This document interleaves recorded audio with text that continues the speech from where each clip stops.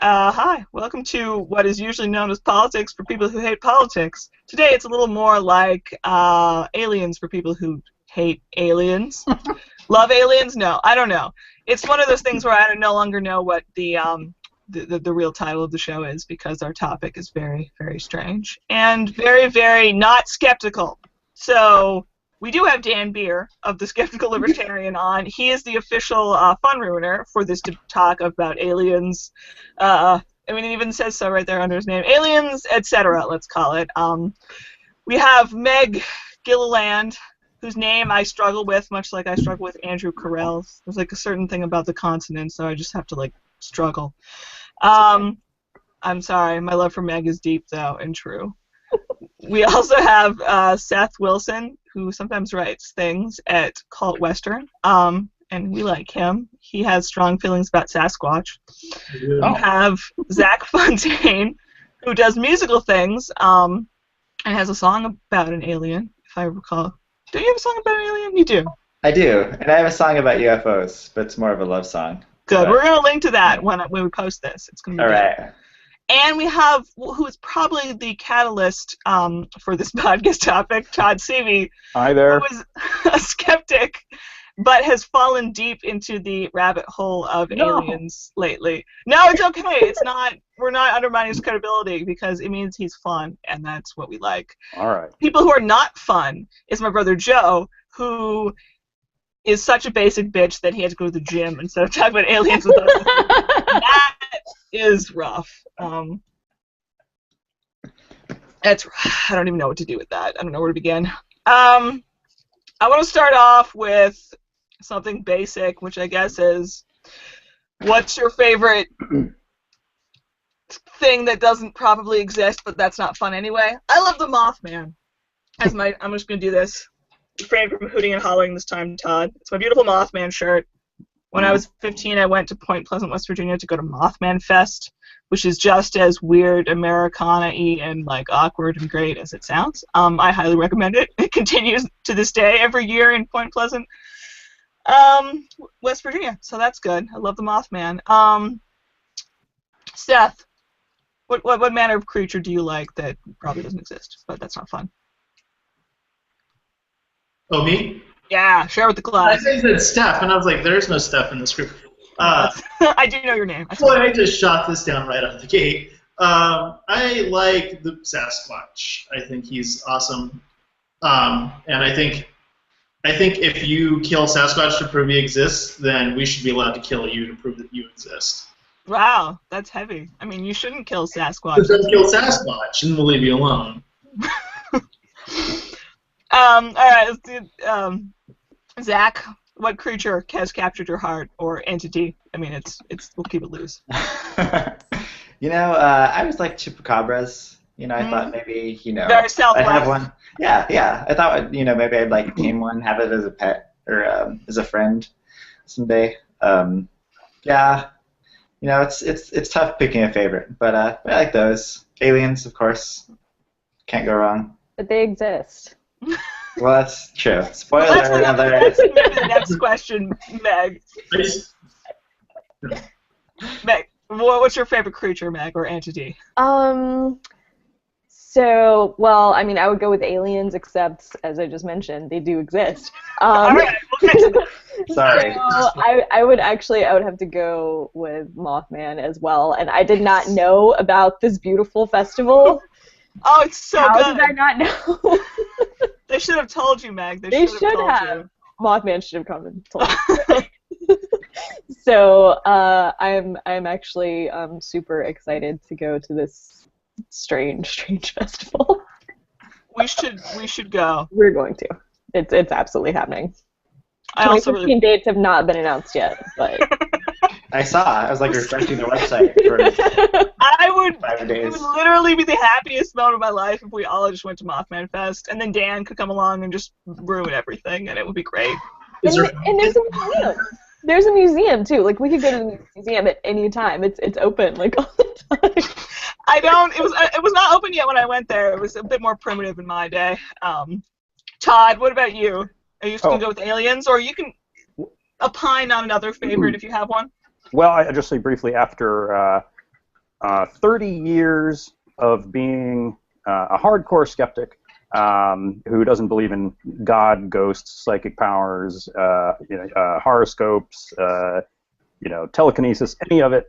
I always thought, like, if there are any UFOs of interest, why is it always like, one bumpkin out in the middle of nowhere? Why aren't there convincing cases where there are multiple independent witnesses, and the thing is not only seen visually but tracked on radar, preferably by multiple radars? And it turns out there are countless such cases. And in fact, multiple governments have been terrified about what that means for about 70 years, and multiple governments have come to the conclusion that something is going on. And ours is really the only government that has double talked about it and said half the time there's nothing to it, it's all just misperception, and the other half the time has secretly, desperately tried to figure out what they are. That doesn't make them aliens. Now we're getting somewhere, Todd. Thank you. Could be weird meteorological phenomena, could be military, could all still be misperception, but it's much more complicated and much more convincing than I ever would have guessed as a casual skeptic, and not even a casual skeptic, a guy who's written for Skeptical Inquirer and things like that for 30 years. I never would have imagined that there was as strong a case for the UFOs as there is, whereas I would say there is no case for any other paranormal or conspiracy phenomena I know of. Much as I would have, if you would ask me to bet which one was most plausible, like 20 years ago, I probably would have bet on Bigfoot, only because not because Seth, I think this one's for you. Not because I think there's any good evidence for him, but rather because that would probably require the least adjustment to the way we see the world. In other words, if you found out there were psychic powers, that changes physics and stuff. If you found out there's just a big ape in North America, you'd be like, oh, we got an ape. That's interesting. Right. But we probably don't have an ape. Or, the Yeti, though, which is probably even more probable. And Sir Evan Hillary went to look for it and found nothing. But at least he bothered to look. I mean. and crucially, Spike TV offered, $10 million for finding a Bigfoot, and still nobody found it. So by the basic principles of Austrian economics, I think we can, we can pretty much write off Bigfoot now. Going along with what Todd said, I heard something interesting the other day on a podcast that the government put so much time and attention into trying to figure out what exactly is going on with UFOs. We said, like, what if what's going on is so scary that the CIA knows about it, that selling crack to kids and like assassinating like priests is actually the next best option. Like, God! That's the most terrifying thing you can think of. It is! Like, it's one of those things where, like, my spine crinkled. It's like, that's crazy. I don't believe that. My spine was like, yeah, I do. Yeah. So that's not good. And by the way, just one quick example out of far too many that are now burned into my brain of how much interest the government has taken in all this over the years. And of course, probably none of us in this conversation think that government taking an interest in it makes it a legit topic. But the first director of the CIA, who happened to be director during the Roswell incident, whatever that was, right? He officially chastised Congress publicly for not looking into UFOs more, and claimed the Air Force was concealing extraterrestrials. First director of the CIA, and maybe he was joking. I don't know, but he said it. He actually sent a formal letter to Congress and said, we have to tell the Air Force to stop covering this up. It's really important. I don't know. You'd think the CIA ought to be in a position to know. So I want to tell you guys, Dan needs to ruin some of the things Todd said, probably. But, like, okay, I read this book about Area 51 like 2 years ago, and it seemed like, like a legitimate book about it. Like, Area 51 is a real place. It's full of real secrets. Like, we know this, right? It was, it was not officially admitted to exist until the 90s. We know it's an air base. It's not made up out of whole cloth. And I was hoping for kind of a meta history where it was like, the stories about aliens started, in this year and all that sort of thing. And I read the whole thing, and it seemed very credible, like a real history book, until the final chapter, where the woman uses her interview with an unnamed supposed former employee of I'm totally blanking on the error. Well, the point is that the explanation for Roswell was Joseph Mengele made hideous child hybrid creatures, and they piloted a aircraft that Stalin sent, and the entire purpose was like a a meta sort of like scaring the U.S. type thing. Like, it was the one explanation you could find that sounded more ridiculous than actual aliens. And I read this book and I was like, what the hell is this? I thought I was reading a history book. So you don't believe that theory? No! She didn't even write, okay, this guy who, professed to work there told me this ridiculous story, look how crazy it is, here it is. That would have been okay. She just wrote it down well, we've got it, guys, that's it. Right. So sometimes things are more ridiculous than aliens. One interesting thing that reminds me of is that I think all skeptics, in the sense of participation in the so-called skeptics movement, would agree that the gold standard, as it were, is when you've actually got laboratory evidence, physical evidence, empirical evidence. But it's interesting that as journalists, as I think everybody here is, that a lot of times you have to draw conclusions from what I guess you could loosely call journalistic rather than scientific evidence. Mm-hmm. In the sense that if it's a question not what's the melting point of gold, but is Russia planning to invade more of Ukraine, a lot of times that's going to be based on bits and pieces of data. So I knew for years as a young skeptic that none of these UFO believers seemed to have any laboratory evidence or convincing physical samples. It's interesting how good a job some of them have done in the journalistic sense of tracking down through Freedom of Information Act requests and stuff the documents revealing the government's great interest in this topic. And there are a couple of guys named Carey and Schmidt who wrote a book called Witness to Roswell.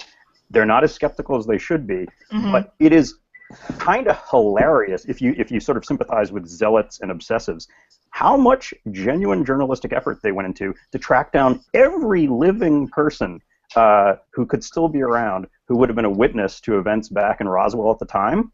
And none of it proves there were aliens there, but it does prove that everybody in town thought, or most of the people in town thought there were while it was going on, including the military base commanders, who in some cases left affidavits that were supposed to be revealed only after their deaths saying, I acted on the belief we were dealing with wreckage from an alien spaceship and believe that, though I did not see them with my own eyes, we were dealing with the disposal of alien bodies at the request of the Pentagon and so forth. Oh, no! The whole town, I mean, it could just show how rumors run amok in a small town, but the whole town, which was filled with military officials, because it's right next to a military base, it wasn't just a bunch of farmers and yokels in the sticks, basically thought they were dealing with a crashed alien saucer, which is what the first military press release claimed after all, and within a day they backpedaled and said, no, it was a weather balloon, and 50 years later said, we lied about the weather balloon, it was actually a very special spy balloon with a big disc-shaped sonar detector attached to it. I mean, isn't that the most credible explanation, and the fact that eyewitnesses suck and the military personnel aren't magically, I mean, they're not scientists, they're not necessarily much credible. Dan? By the way, if I don't see my face, does that mean I'm not cropping up? You're here. Oh, okay. You're not.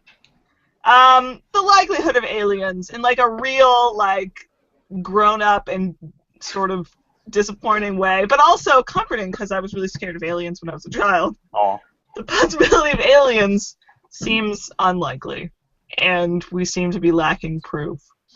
Well, I mean, the probability that alien life exists somewhere in the universe is, we don't have any idea because we don't actually have any data whether it's likely or not that there are other aliens, but to imagine that the Earth is the only place that has life, you have to imagine that whatever happened here is the only thing in trillions of stars, in hundreds of billions of galaxies, in 13.7 billion years to have ever happened. That's like the most unlikely thing that's ever happened. And I don't think any of the explanations for the origin of life on Earth suggest that it's that unlikely. So I think there are probably other, life forms out there, other civilizations, but I think it's very interesting that we only start talking about aliens once our own race is now actually able to travel into space, and we start thinking about other planets, and then all of these, UFO reports, like, we know that there are other things that exist, like airplanes and weather balloons and swamp gas and whatever else you want to, and hallucinations. I mean, like 90% of the UFO reports in New Jersey are, I swear to God, the result of people getting drunk outside the Air Force Base in the woods out there. I know because, I've done that. So. And did you see aliens? I mean, we know that alcohol is a thing that exists, and we know that people are not reliable witnesses. And so I think it would just be a big coincidence. Like, I'm not saying that aliens couldn't visit Earth, like we don't know about the possible technology of traveling between stars or whatever, but it would be amazing if they came to Earth just now. Like, the Earth is like 4.5 billion years old. Like, isn't it more likely that sometime in the last 4.5 billion years they came here and it was a barren rock and there was nothing interesting, and then they're like, oh, this sucks, and then they left. That's no. Dan, I really feel like you've never watched Ancient Aliens. It's a great Ancient Aliens. Oh my God! No, I have watched the Ancient Astronauts. Wait, so that means we're the aliens? Astronaut theorists believe that Dan is a jerk. No, I'm just kidding. We know what happened. Aliens came here millions of years ago, and they imprisoned Tom Cruise in a little box. And then they left, and then the volcano exploded, and then Tom Cruise made Cocktail. Is that the basic timeline? Is that? Yes. That's more plausible to me. That's more plausible. I will say, of course, I share Dan's desire to use Occam's razor to come up with the simplest possible explanation. It is interesting, though, I think just as sort of a limbering mental exercise for skeptics to ask ourselves whether we might be drawn to simple explanations without having much more evidence for them than for the crazy explanations the believers love. So, for example... You don't have to prove, you don't have to prove that aliens don't exist. You have to prove they do exist. I mean, that's... Oh, yeah, absolutely. But sometimes we're right. But skeptics, having dismissed the paranormal explanation, will sometimes light upon an alternative explanation. Almost. Oops, mother of God! Damn it! I have failed everything. You muted Todd, so I'm just going to jump in here and say... Yeah, please do. That was my keyboard being angry. Sorry, Todd. Oh, all right.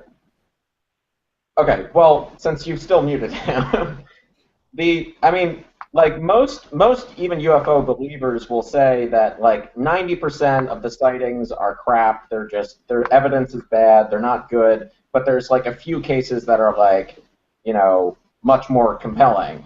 That there's something else going on here that's not explained, like the other 99% of cases are. And I just think that that's not particularly likely. I mean, like, what are the odds that, like, we know people fabricate things and make up stories and, misinterpret things? Like, what are they, like, and the fact that the government is interested in this is just proof that the government is composed of the same idiots that everyone else is. And people who are paranoid about...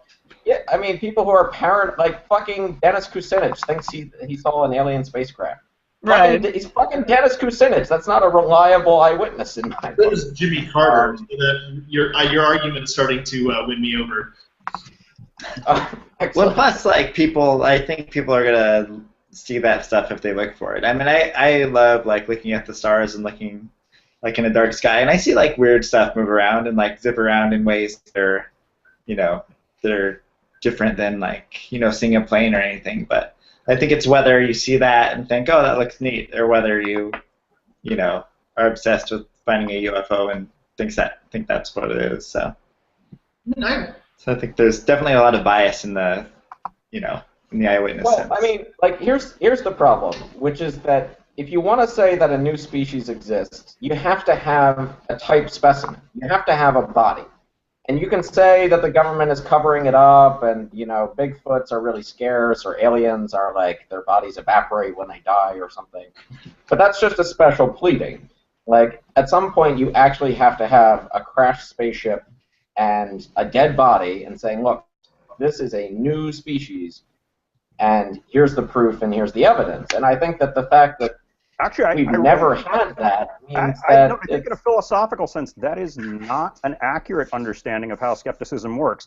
And one of the reasons I wish skeptics would talk about this more is that I don't think they've thought through their epistemology as carefully as they think they have. So, for instance, they'll have a tendency to say, we can't say aliens exist as long as there's some other more down-to-earth explanation like ball lightning. But there's not that much evidence for ball lightning. There's more evidence for aliens than there is for ball lightning in some important sense. So at some point, you do have to ask, how much subjective wiggle room have the skeptics left themselves to pick the explanations they find more comforting because they're not as weird? So you can't just make stuff up like, oh, I think it was the Intergalactic Federation and their ghosts and so forth. But just because you can think of some earthly explanation doesn't necessarily mean it's all that plausible. Just to give one example, for the giant silent hovering triangles that have been seen with great frequency by multiple witnesses and tracked on radar all over the Earth, the official British Ministry of Defense explanation at one point, this is the best they could come up with, was maybe there are spontaneously occurring electrical balls of plasma that tend to shape themselves into geometric patterns like triangles and then hover in relation to Earth's magnetic field without moving at all, and induce hallucinations because of their electromagnetic field that cause people to think they saw other details of the craft, such as metal and so forth. That was like their official explanation. And again, I'm not saying all skeptics endorse that, but it's a reminder of how, in the desperation to come up with a less weird explanation, you can turn into a crank, which is different from like an outright believer, in that you keep trying desperately to come up with some simpler explanation that may, without you realizing it, be more complicated than the most obvious one.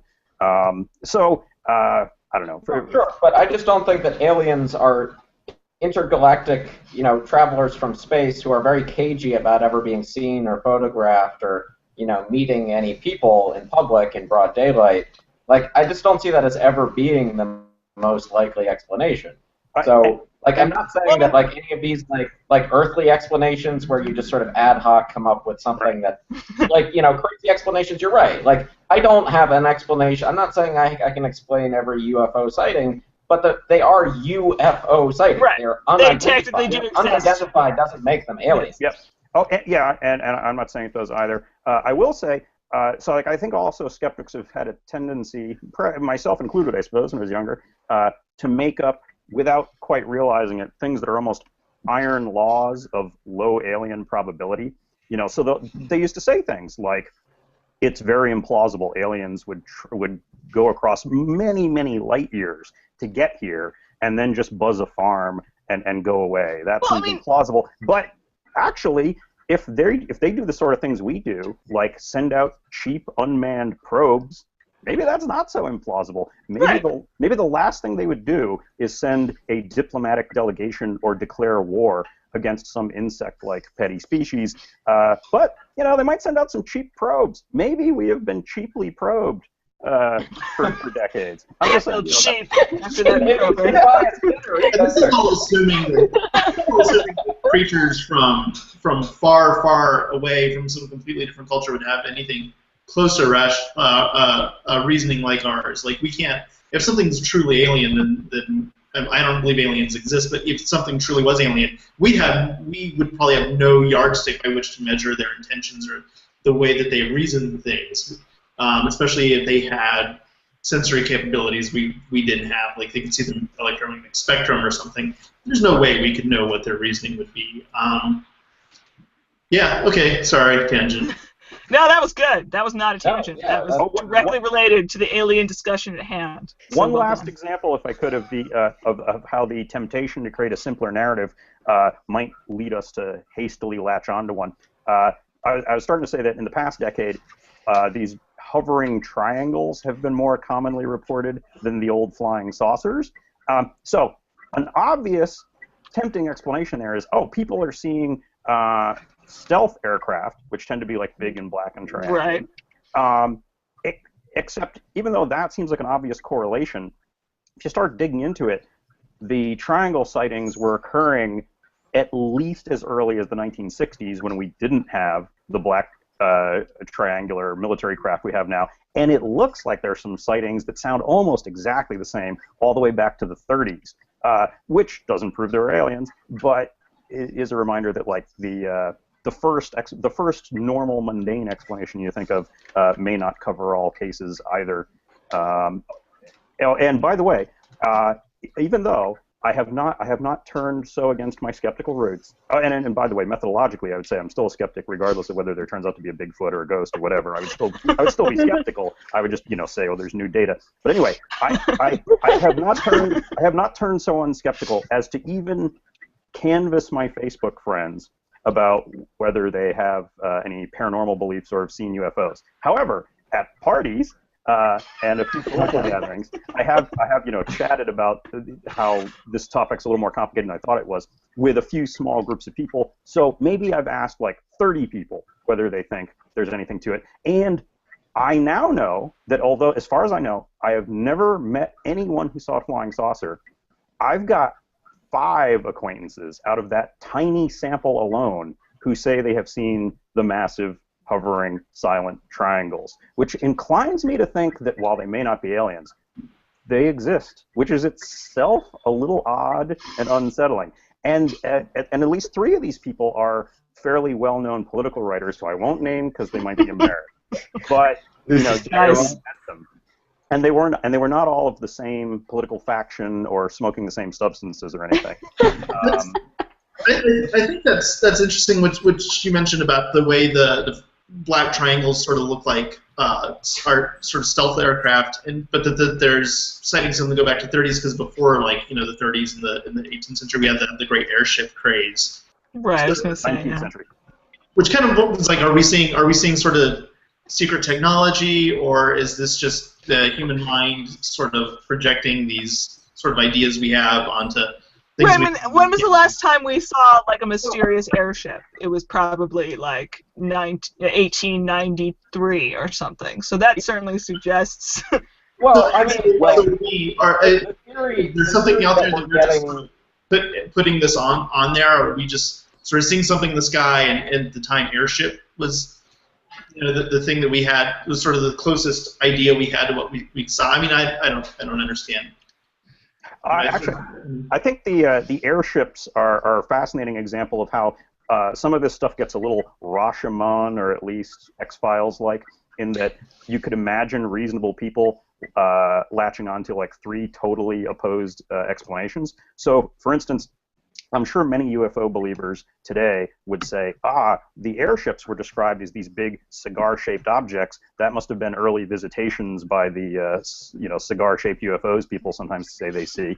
On the other hand, there were a lot of blimps, or essentially early proto-blimps and balloons that people were excited about in the 19th century. The French were starting to build hot air balloons. So people may have just been imagining or making up stories about things like that, especially given the yellow journalism of the day, which widely reported in 1897 a huge wave of cigar-shaped objects, but may have all been BSing. The 19th century newspapers, I mean, I almost, if it wasn't in the newspaper, I'm going to trust it more. That's how little I trust those newspapers in that era. Interestingly, 1897 was just a few years before the official unveiling of the first real Zeppelin. Is it possible people were simply seeing prototype, unannounced Zeppelin tests? I don't know. I'm not going to latch onto that and say that's what was going on. But that would be an interesting example of how, even without aliens, there might be something of historical interest going on there. If there were blimps flying around doing test flights in 1897 without people knowing about it, something that we might someday find documentation on stowed away in someone's back room, that in itself would be sort of interesting. Oh, and one more note. Since I always used to think, like, okay, the similarities between these claims and the stuff going on in pop culture is just too coincidental, so I think it's people's imaginations. In other words, right, the entire Cold War type. Right. In the 1940s, correlation you see flying saucers, and then when X-Files shows some flying triangles, they start seeing flying triangles. It seems like maybe people are just reacting to what's in the zeitgeist. And one thing that might be seen as fodder for that theory is that if you look closely at a lot of the airship claims of the late 19th century, the people seeing those things did not tend to say, "I think it's extraterrestrials."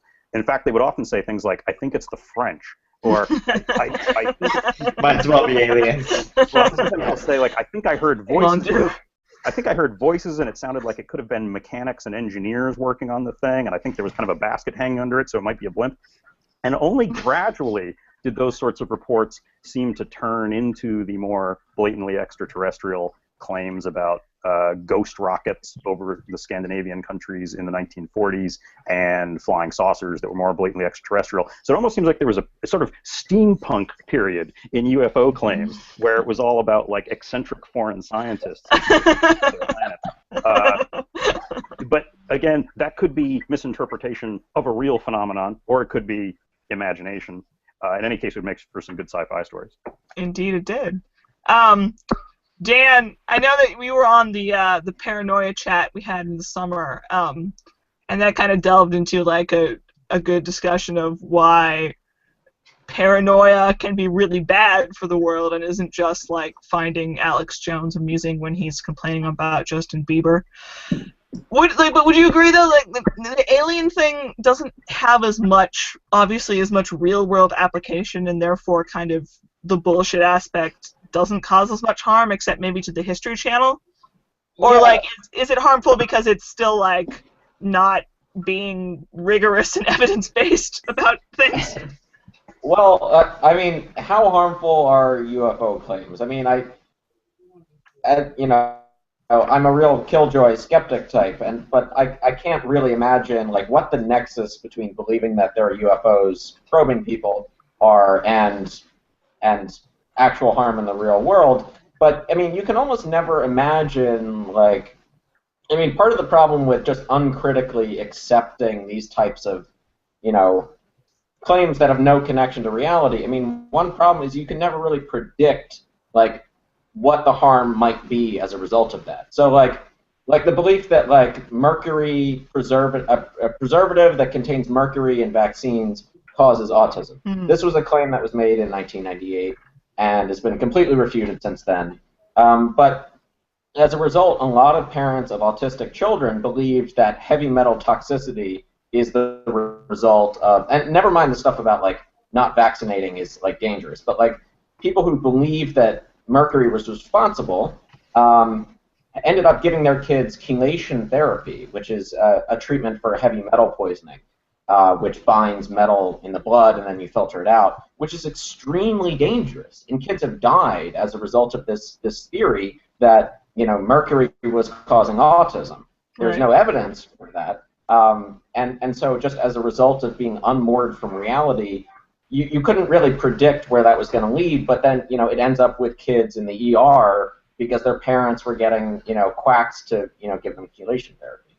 So I don't know of any instances of, like, people trying to cut, alien probes out of their body, but, like, it's hard to, it's just, you can't predict where an irrational belief might take you. I don't think that aliens are a really big deal. I would write about them a lot more if I thought that belief in aliens was like causing huge problems. But I really think that like anti-vaccine propaganda is more concerning. Well, it's much more earthbound. I mean, by definition, it's hard to be.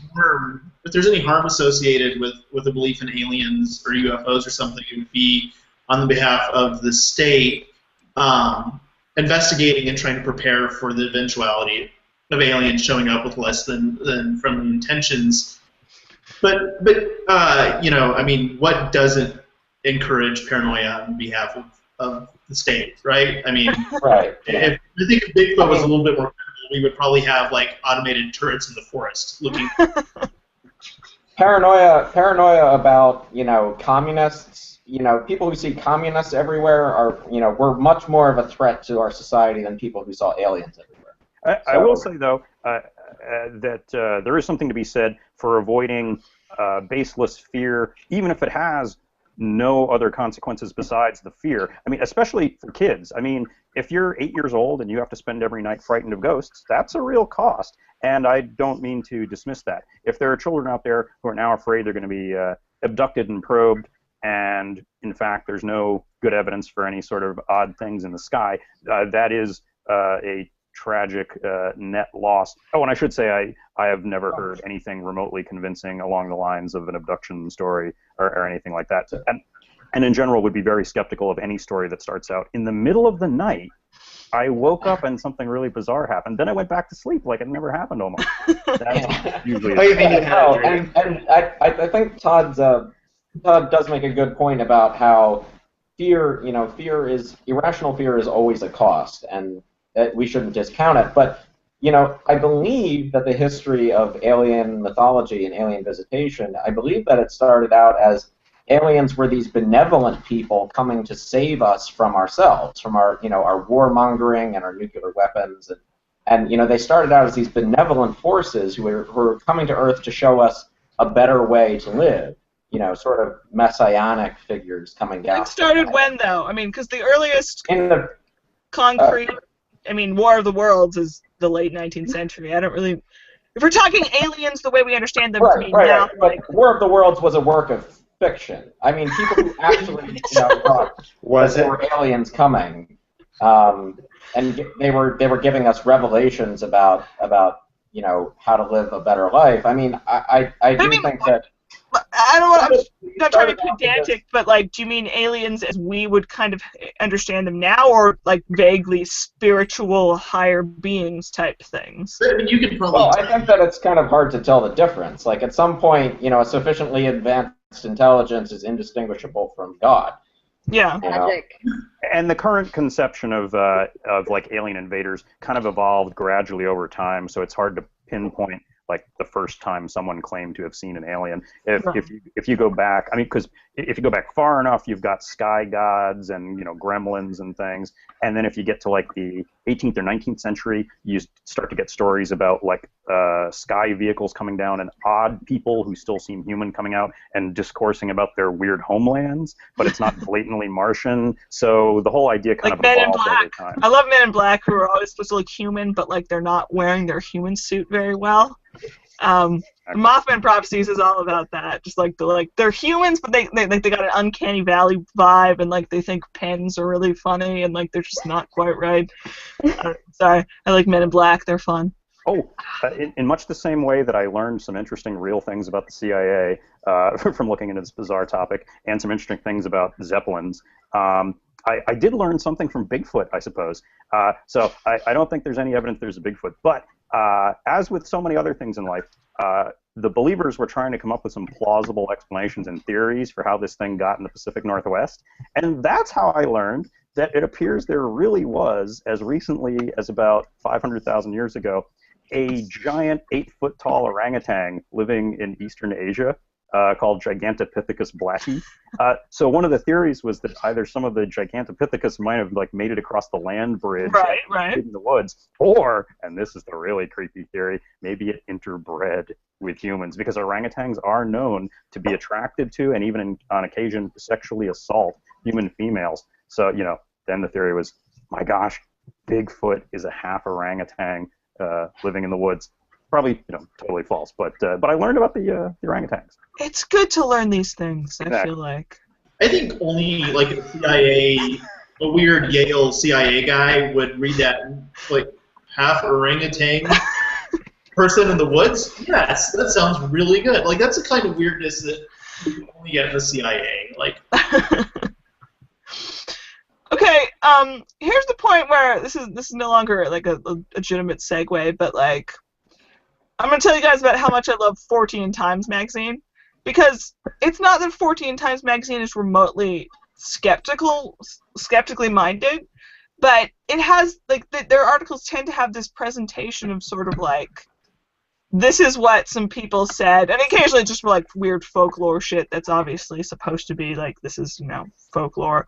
But there's something about the relaxed attitude that doesn't have like the frantic Alex Jones or the frantic, bright yellow type on a black background type thing, where it's like I almost believe them more because they're kind of like, oh, this is like fun, and this is sort of, in its place. And I don't know, like skepticism is good, but like I want to be able to appreciate 14 Times magazine without feeling like I'm like causing harm to the entire world with my, I don't know. And I think 14 Times does come close in a way to agnosticism, which has its uses. And by that I don't mean the like strict definition of agnosticism where you say, oh, we just can't know about these things. I think that's an unproductive attitude. But both some skeptics and maybe all religious believers would do well to get more comfortable with uncertainty. So if you're dealing with some complex phenomenon and you admit you don't have all the data, it might be okay to say, I don't know, maybe we need some more investigation. And the 14 Times attitude, at its best, approximates that. Whereas, some jerk skeptics, from the skeptical movement, can get in the habit of just thinking of like, there's a checklist of stuff that doesn't exist that's totally insane nonsense, and there's a checklist of stuff that does exist, and that's all been shown in a lab, and I don't really want to hear about in-between cases because it makes me uncomfortable. You have to be able to, I don't know, I atheist boyfriend he has a bit of the, bless him, like no offense to him, the attitude of like, we can't talk about aliens, sort of because of the probability of their existence is so low that it's just you can't talk about that. And like I always sort of think of it as an idea of like you're having a conversation on a couple of different levels, and this podcast is like a haphazard mixture of both of them, which is why it's ridiculous.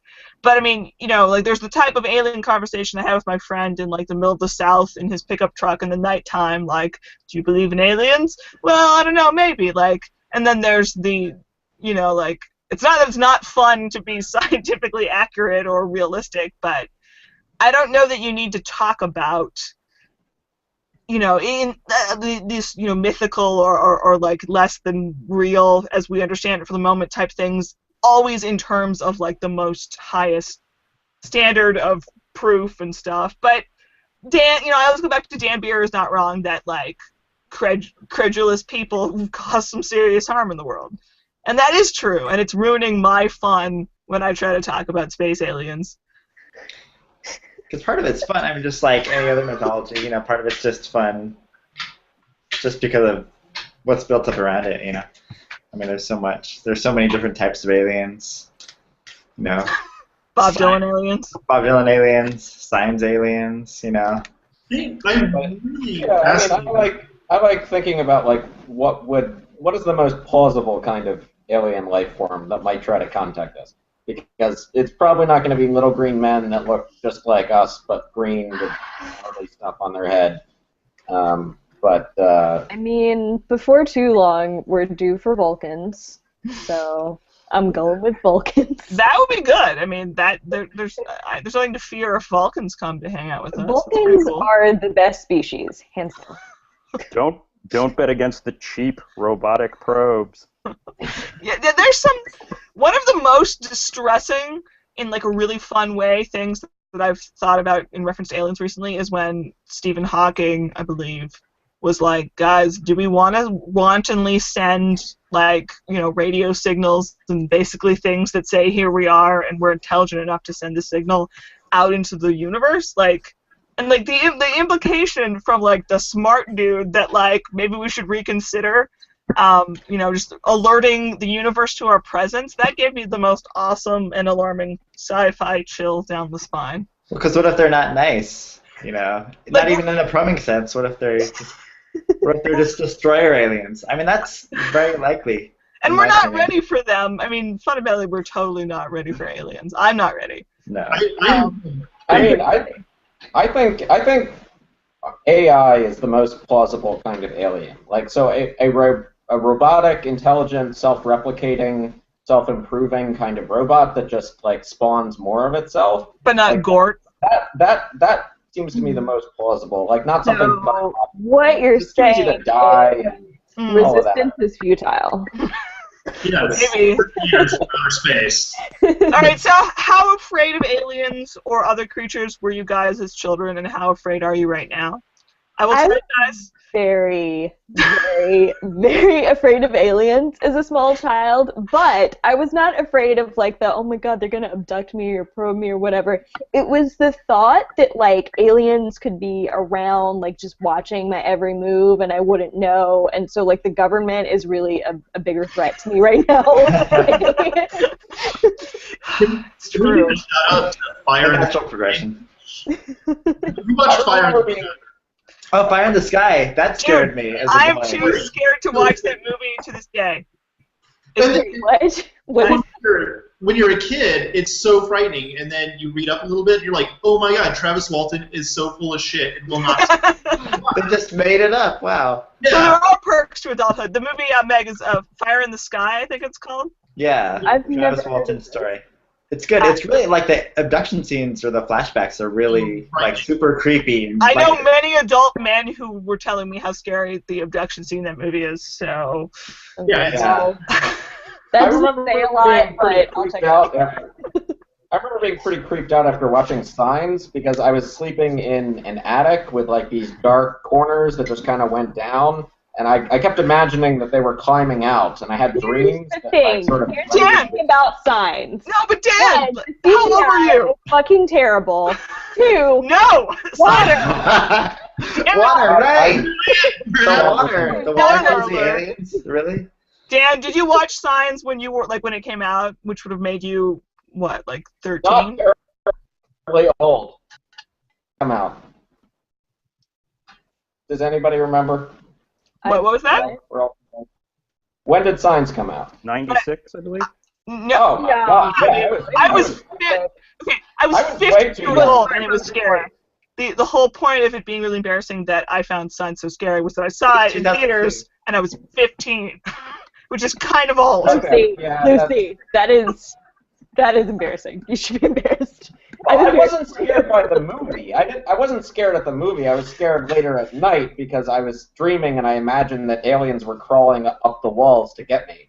Okay, the atmosphere in that movie is fantastic. Like, just ignore the ending if you must, but the atmosphere, the building atmosphere is so awesome, and now I love that movie. So, I take it back. Like, the movie was really good, other than the horrible part. But then you realize, like, these aliens came all the way to Earth. 2002. To harvest us. Came out in 2002. And they're allergic to water or whatever. Spoiler. Sorry. Like, really? maybe Like, it's those aliens are fluoride. dumb. What if it's something? It's pretty stupid. Maybe it's when maybe it's they chemicals in the water. It's 2/3 covered Right. in water. Ah. It was so good. It was What if so it's like good. minerals and shit in the water Water. or something? Yeah, it could be. I think you, like, discovered M. Night's big twist for that movie. That's Like, he's just been waiting years for someone to figure that out. the whole like aliens are allergic to Earth thing is just like the easiest cop out of like we can't figure out how to get rid of these aliens. Like this is like the War of the World shit. They just all die. At least Wells was the first to do it, as far as I know. Right, I mean, yeah, and it was good once, 'cause that was cool, and then everyone else And it was had like, colonization sort of. I mean, he was in the Anti-Imperialist League. There was some obvious, like, look what we've done, look what could be done to us type things, which, you know.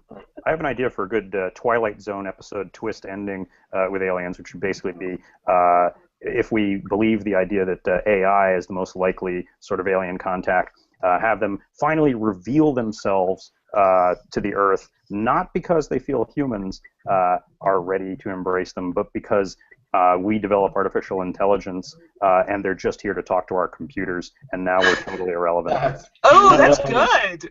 Todd, You that's should have really shared good. that. That's good. I like it. No, I like it. We need to work on this. This is a good idea. And the reason perhaps for the flying saucer uptick around World War II wasn't because we developed nukes or rocketry or because we were likely to destroy ourselves. It's because we started building computers. Oh, nice. Dude, can we? All right, I'm gonna put my dramatic arts training to use and write this screenplay. Stealing it from you guys. Hope you don't believe in IP. That's right, we don't. Sorry, Todd. Actually, I kind of do believe in IP, but I guess that's kind of Oh. copyright. It's aliens and IP. That's 2 strikes. That's a great Yeah, idea. it's true. He's kicked out of the fold. No, it's okay. Yeah, I was really traumatized by The Blob when I was 9, which is ridiculous now. But I was also much more traumatized by Mars Attacks, which obviously is a pure homage to movies like The Blob.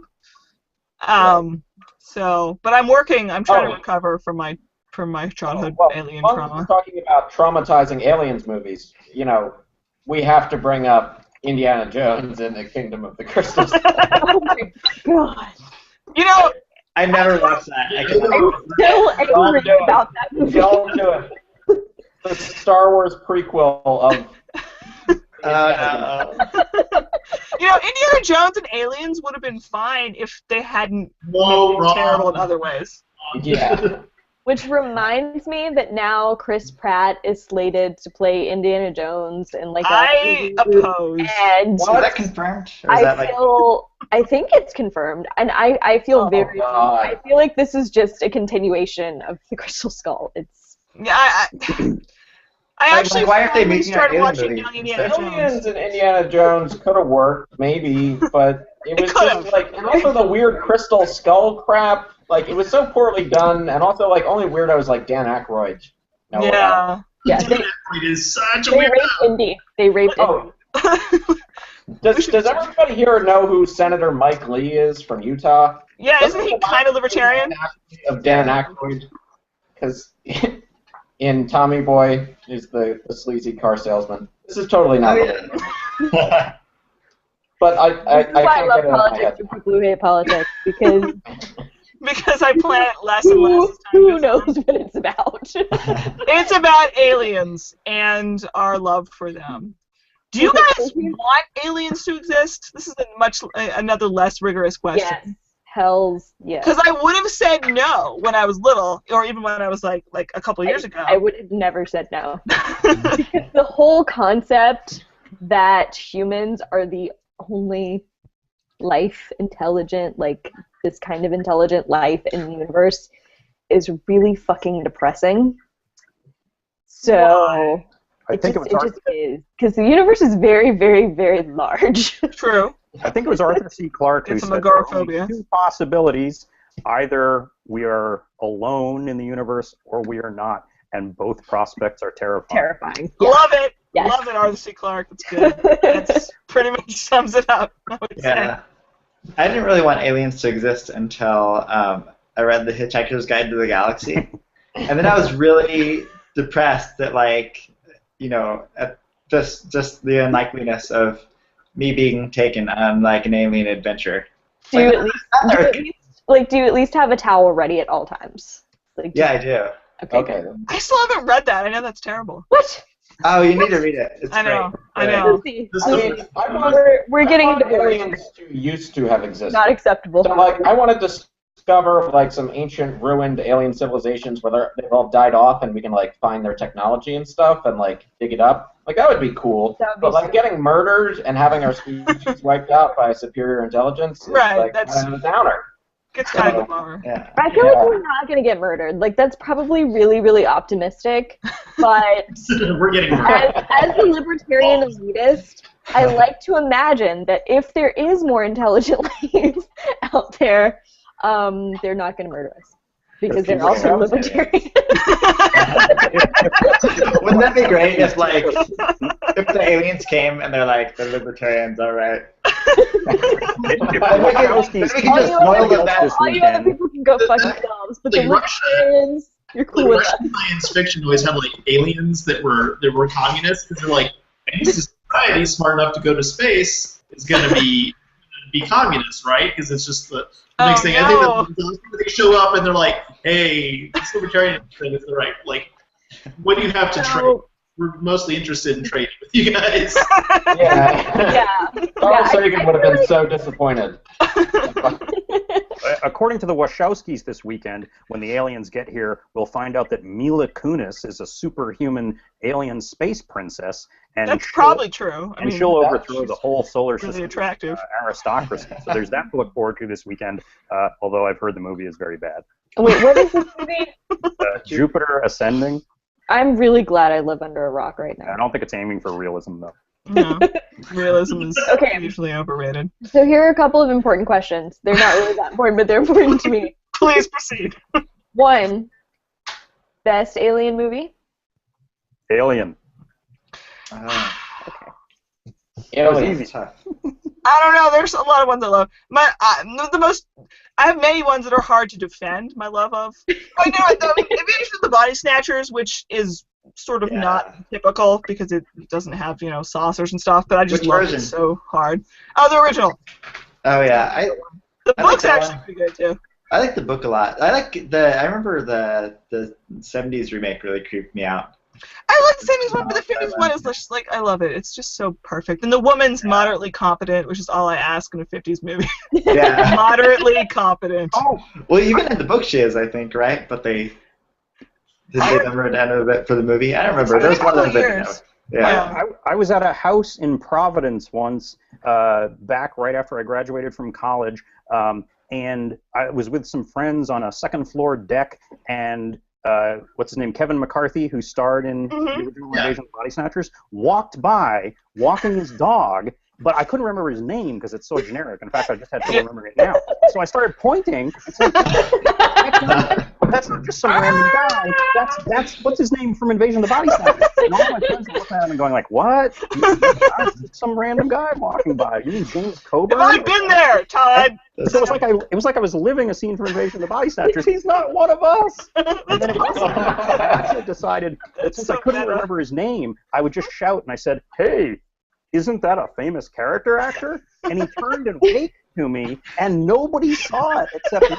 And then he went to the corner of the house, and I said, "He waved. It was him." And everybody was like, "He probably just heard you yelling, and so he waved to be friendly." But I'm telling you, he responded because I said famous character actor. Oh, well. That's awesome. That's a great story. I don't know why it's so funny, but it really is. That's the best story I've ever heard. That was great.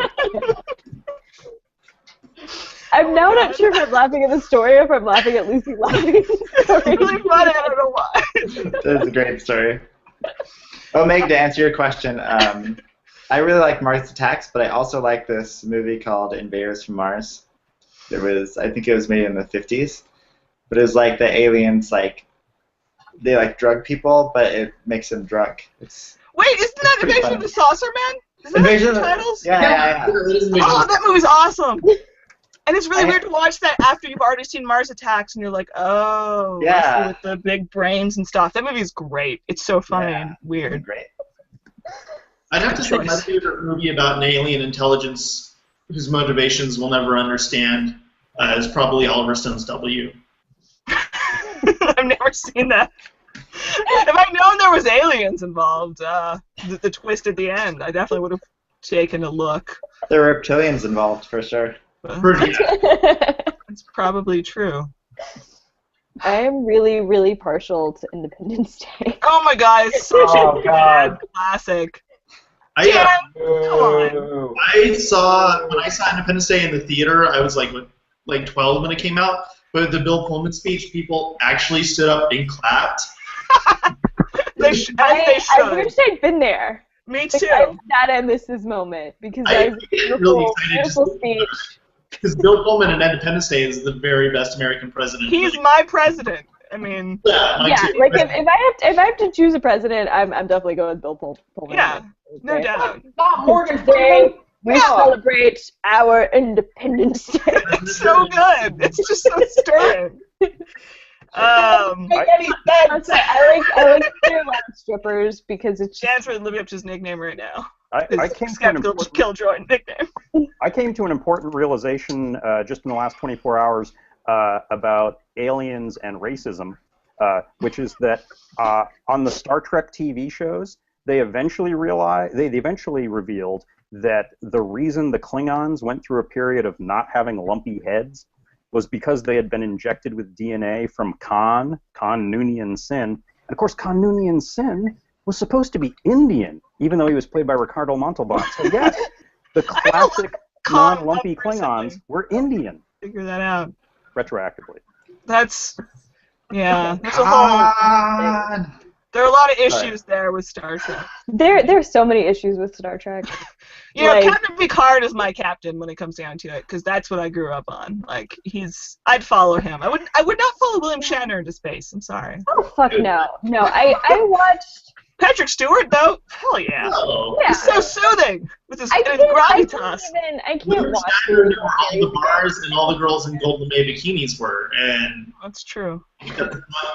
That's my jam. Although I do appreciate Captain Janeway. I like Captain. That woman has balls. I don't know if I'm ready for a lady captain. I don't think. No, I'm just kidding. I just never watched that one. I don't know if we're ready for that. Oh, by the way, it occurs to me that although Mila Kunis may not herself believe in aliens like the ones she'll be fighting this weekend, her co-star, Laura Prepon, from that 70s Scientologist? show, is a Scientologist. Yeah, Hollywood is it's rampant there. Weird. Speaking of weirdo hotties, there's oh my god, what's her name? Symmetrical face, Transformers babe. Oh, Megan Fox? Yeah, Megan Fox. There's that legendarily awful Esquire interview with her where instead of like indulging all the weird shit she was apparently saying and like copying it down and being like, this is weird, this hottie believes weird things, they literally were just like, oh, she said some weird stuff, and then I stared at how symmetrical her face was. And then, like, I wrote a poem about the symmetry of her face. It was just a wasted interview in Esquire. It's like the epitome of why Esquire is terrible. Now I can never write like for them. they got it right. I don't get Megan Fox. I just don't get it. Her face is very symmetrical, and she believes weird things. That's all you need to know. Okay. Oh, speaking of aliens movies, Dan? the Tom Cruise movie recently, I forget what it's called, but it was entertaining, and it had aliens in it and time travel. Was that the time, the the repeating time one? It was. Yeah, it's like Groundhog Day, but with aliens. It wasn't bad. I liked it. What? Tried to watch it, kept buffering, so we had to keep watching parts of it over and over again. Which was very ironic, but I didn't get to watch it, so it was kind of annoying. Oh, Attack the Block. That's a good alien movie. Oh my god, I just watched that. It was movie's great. amazing. Sorry. It was so That good. was fantastic. Oh my god, it was about so many things. Class was. and race and aliens and judging people. Attack the Block. Oh my god, it was so good. You know, on the briefly noted topic of beautiful actresses who probably shouldn't be asked their views, I think it's kind of amusing that young Amber Heard, who was a self-proclaimed atheist and objectivist, and who many people labeled a lesbian when she proudly came out at a GLAAD awards ceremony, is this weekend marrying Johnny Depp on his remote private island. So the lesbian. Is she to blame for the decline of Johnny Depp in later years? The inequality of. I think it's a little too. Yeah, he was declining long before. Maybe she just wants access to an endless supply of scarves and hats. I would borrow some of those. That's true. It's a good point. And his, eyeliner. So. Yeah. I mean, like both the Tim Burton and the Johnny Depp of Ed Wood. I would like to go back to that, but in later years, there's been some decline from both of them. Speaking of Ed Wood, I think Plan 9 from Outer Space actually gets a bad rap. I mean, it's awful, but a lot of times people refer to it as the worst movie ever. Nothing that amazing could be that. Yeah, there's far worse stuff like Frankenstein Island. And I'm with Jesse Walker also on Glenn or Glenda. Like that is actually the movie is officially turns into genius experimental film that's also really entertaining as opposed to being the worst. It like evolved into something beautiful and almost enlightened, all things considered. Sort of like Amber Heard's film Drive Angry 3D. Probably not though. More like Tommy Wiseau's The Room. What was that? Oh, yeah, I've never seen The Room. That's another one on my list. I need to see that. Yeah, I went to an IHS seminar and I watched it 4 times. So never again. I'm still pretty scarred from it. So. There's an award-winning Harold Pinter play called The Room. They should and they did a video production of it with Annie Lennox and Donald Sutherland. I think they should, or Donald Pleasance, sorry. They should do a double feature of those. Be like a Nobel Prize-winning writer. I'd go see it. And then the more recent Room. Donald Sutherland just makes me think about how I'm still bitter about the movie adaptation of The Puppet Masters.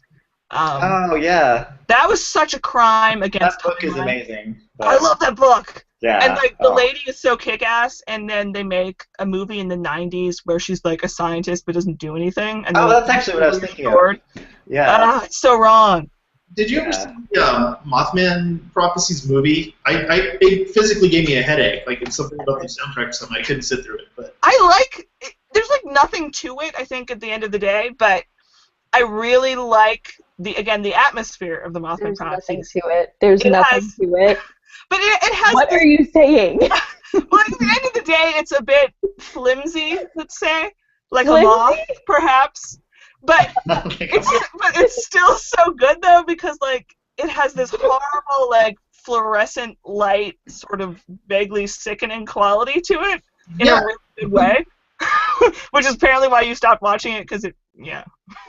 I mean, I think I really like John Keel's explanation for like UFOs and weirdness is maybe there's like this component to reality that we'll never be able to understand. That's kind of unknowable and weird and sort of threatening. Yeah. Which, I mean, when I think unknowable and weird and kind of threatening, I naturally go straight to Richard Gere, but... It's true, he is that. John Keel signed my copy of the Mothman Prophecies, but he signed it to Susie, because he was old, and I was like, alright, fair enough, close enough. So, but he spelled it weird, too. Never mind. Rest in peace, John Keel. It's fine. Rest in weirdness, yeah. Yeah. The Mothman Prophecies scared the ever-loving hell out of me as a child. That was, like, seriously the scariest movie. It's weird. I was traumatized more by trailers for it, but when I finally watched it, it was at 3 p.m. in, like, a really well-lit room, so I was okay. But I remember being in Salt Lake City visiting my sister, and the trailers were on TV. Experience it. It was just, it was really... There wasn't, like, I think the fact that there wasn't, like, quite enough substance to the film somehow made it creepier to me. Yeah, I am a sucker for really good atmosphere. I had so many questions. Like, it was just very, very creepy. I'm really, like, I'm expecting to, like, turn around and see some, like, weird entity in the window behind me at any moment. Yeah, no. Don't turn around. It's definitely there. Do not look behind you. Yeah, I still, it was only like in the last year that I started watching all of the X-Files episodes, as opposed to the ones that had nothing to do with either ghosts or aliens, which, as you can imagine, probably limited my choices in viewing a little bit. I watched it when I was little. Like, I remember Sunday nights, you watch The Simpsons, and you watch, like, King of the Hill, and you watch the X-Files, except if the alien component was going to be really overt, then you didn't watch the X-Files, and you had to hide away instead. So I'm glad that I now, at the age of 27, am prepared emotionally to watch the X-Files. I haven't watched the X-Files since I was a little kid. I had this practice of, like, so, like, the way our house was set up, my bedroom was upstairs, my parents' bedroom, and, like, the living room, obviously, was downstairs. And I could sneak down, like, the stairs, like, part way and watch whatever my parents were watching. So I would do that, and I would watch, like, the X-Files and, like, whatever else I wasn't supposed to watch. But, like, I don't really remember, like, anything about the X-Files, like, watching it, but I remember being really, really creeped out. Like, super, super creeped out. And getting nightmares from the X-Files, but I would do it anyway. Like, just creeped out after I'm supposed to be in bed. The X-Files for me might make aliens and alien abduction all that less scary, because it becomes less weird and more prosaic. Like, oh, it's just guys with, like, black tar coming out of their, like it's like, true, yeah. Fiction does that, where like, but then you go, if you ever see something that really sort of beggars explanation, like that is infinitely more frightening than David Duchovny and shape-shifting alien My favorite episode of X-Files by far was the one entitled Jose Chung's from Outer Space, where a writer played by Charles Nelson Riley is asking Scully and Mulder and others to recount an apparent alien incursion in a town. That episode is amazing. Yeah. And not only is everybody's version different, but it was the first episode where you start to realize, oh, maybe there actually are gray aliens who we hadn't seen before in the story, and the Air Force is also faking abductions, which was quite a combo. Someone said that was like the best episode of the show ever, but not the best episode of the X-Files sort of ever, because it's not really a good representation of like what the series is like, but it's just so good that in itself that, yeah. I would contend it's the one where we figured out what was really going on. Yeah, I watched that one incessantly. Well, there's... Okay. The guy who's like the son of the sheriff of the county in New Mexico where all the cattle mutilations happened said, yeah, I know it's totally just government experiments or messing around with some weapon system and then predators do the rest of it. I'll stick with that explanation because it's most comforting. We didn't even discuss cattle mutilations. I remember reading the Mothman prophecies when I had a fever, which was a terrible idea. And I got to the part about cattle mutilations, and I was like, the book actually, has UFOs and Men in Black and a lot more than the movie does. When I got to cattle mutilations, I was like, all right, I'm putting this aside for now. We're just putting this away. Another example where there are multiple explanations and they're all weird is there's a documentary called Mirage Men. That's almost entirely about a man who used to work for the government, and it appears, although he could be still lying, that his job was actually to stoke the paranoia of believers in UFOs because the government was interested in seeing whether these people were likely to try sneaking onto military bases. So they and occasionally would rather have those people obsessed with flying saucers than obsessed with real military flights. And eventually he, rather famously, drove one guy insane, and he had like a complete paranoid schizophrenic breakdown and thought he was in contact with aliens. Oh, God. That's not good. And then to add to the weirdness, add to the layers, after this whole like 90-minute documentary about how it was his job as a government worker to basically drive people nuts, but how there was nothing to the alien claims he was feeding them, at the very end, they ask him, so how did you get into this line of work? And he basically says, well, when I was a young man in the Air Force, they showed us a film of the actual aliens. and so I was fascinated from that point on with the UFO community. Now, most likely he's still lying. That guy's an asshole. Does it count as giving away the twist ending if it's a documentary? But it was a disturbing moment for the film anyway. And by the way, speaking of multiple narratives, I know a guy whose family is from Roswell, and he claims that like everybody there knows it's true. Like he says his father grew up knowing all these old people who said it's true, but the military said they're really gonna screw with us if we tell the truth. So everybody just has to keep their mouths shut. By contrast, National Review writer Andrew Stutterford took a trip to Roswell, and he, with equal plausibility, says if you go around and question people, at first they'll say, oh, there's aliens and there was some wreckage and stuff, and then if you keep pushing them, you realize they're telling tall tales in exactly the way that people in Salem, Massachusetts do to stir up tourism. Oh, yeah, we saw like 3 saucers, and some of us got abducted, and here's a souvenir.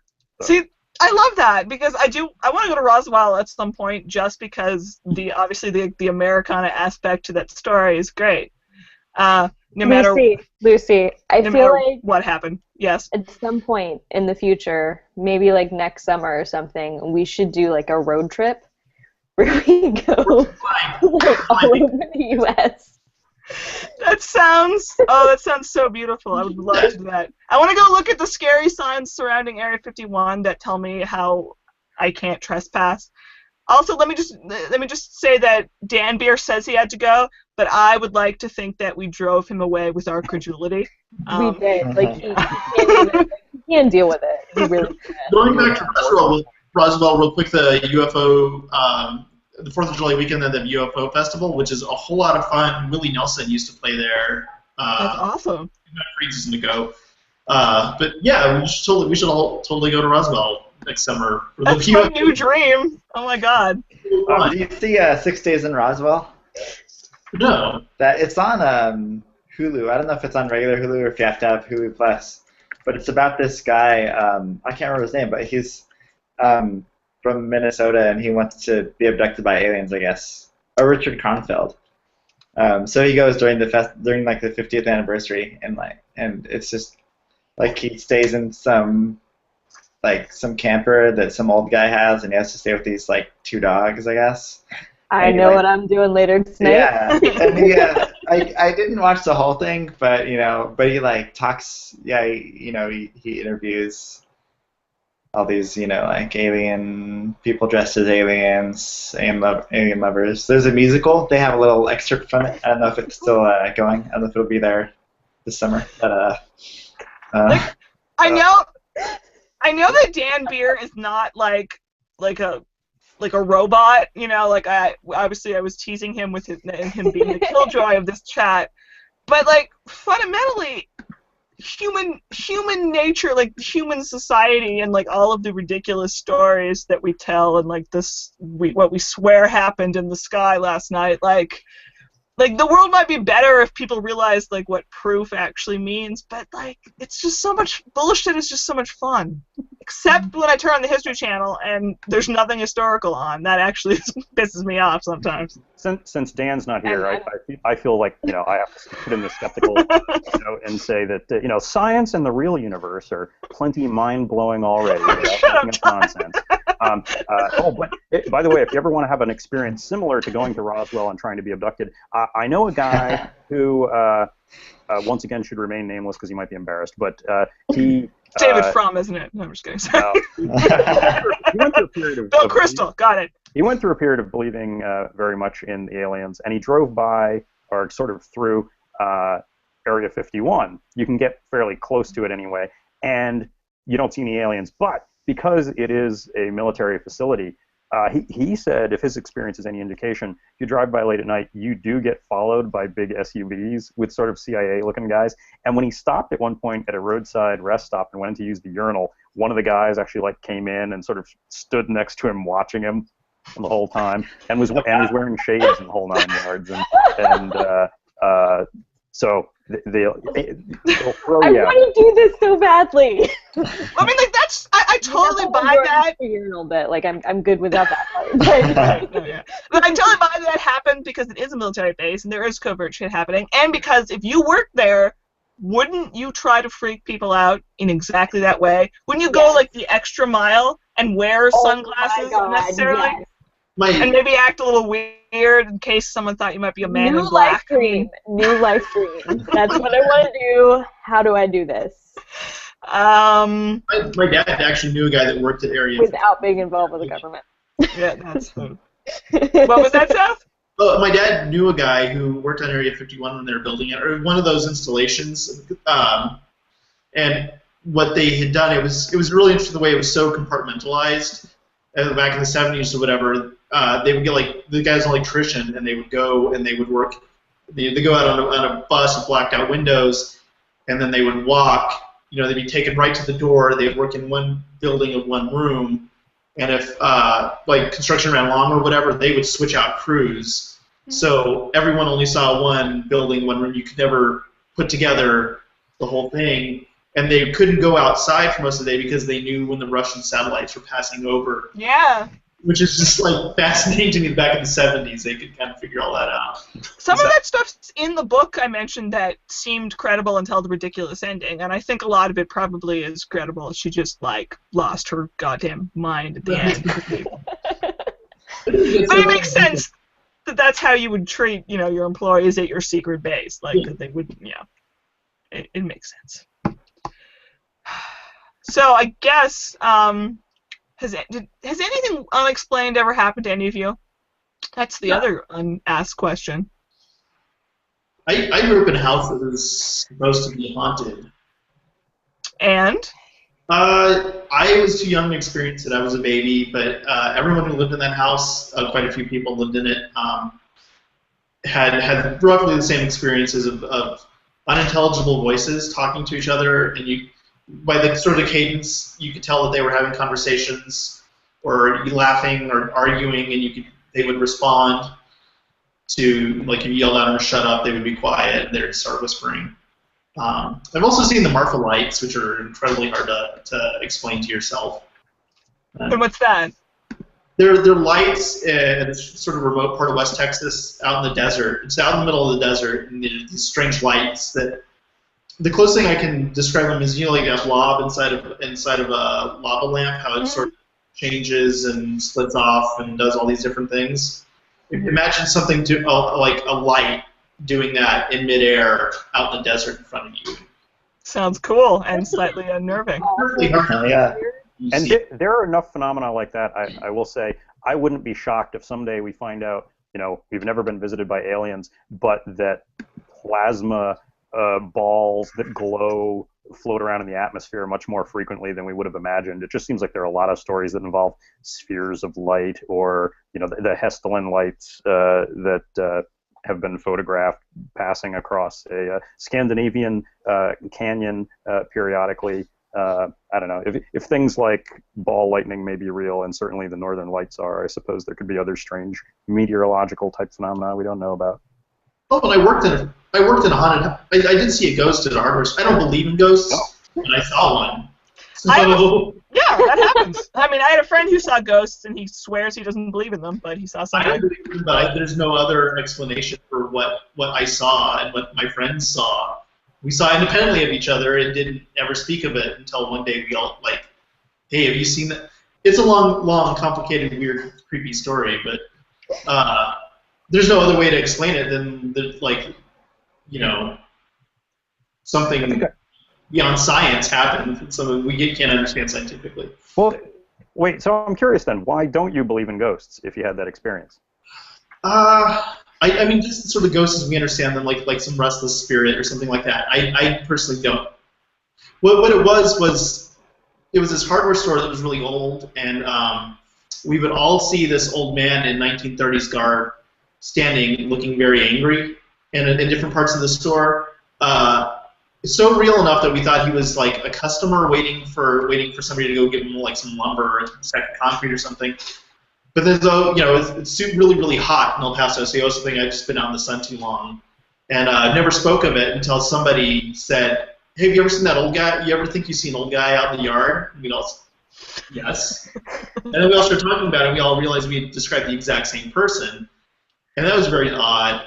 And so the owners, this hardware store had been in the family for a long time, the owners went and asked their parents, and they said, well, that sounds exactly like the guy who was beaten to death on this property back in the Oh, God. What the fuck? Yeah, I don't believe, that doesn't make any sense. But to get even creepier, this is, 15, 20 years later since I worked there, there's a woman who works there now who has a son who's autistic. And he has kind of, the things that go along with that, and sometimes he has some trouble with public spaces and things like that. And he'd gotten in there a couple of times and was absolutely frightened. He kept staring at something right behind her. She's a cashier, like right behind where she stands at the register. And he would just kind of shut down. He was over, and they finally got him calmed down and figured out what was going on. And she had no idea. I mean, no one had ever told her about it. But he said, there's a man wearing farmer clothes standing behind you, and he's very angry. Oh, dear. Yelled it. I can't explain any of that, but I still don't believe in ghosts. So. Something, though. That's... I would just say that I haven't seen anything scary because for most of my life I really didn't want to see anything scary, and but I think that if I asked my sister what she believes she's seen, I would probably be unable to sleep tonight. What was that, Meg? No, I am also in the camp of, I refuse to see anything scary, therefore I'm not going to see anything scary. And that's mostly true. Mm-hmm. However, so, the house that I grew up in, mostly grew up in from, 5, I think, or not quite 5, almost 5 until I was, 12. That whole neighborhood was fucked, basically. The theory is that it was built on, an ancient Indian burial ground or something. Oh, no! Too many weird things happened in that neighborhood. like way too many. And this one house in particular, something bad happened like before we moved there, and I don't really remember. I think it was like a couple, and the dude beat his wife to death with a baseball bat, which like that's pretty bad, right? But then like the next family that moved into that house, the teenage son one day just like murdered his parents, like while we were living there. Like they just murdered. God. Yeah, it was pretty gruesome. And then I think, let's see, there was a family that lived there after that. Like these are kind of like, I was pretty young, so a lot of these memories are really fuzzy.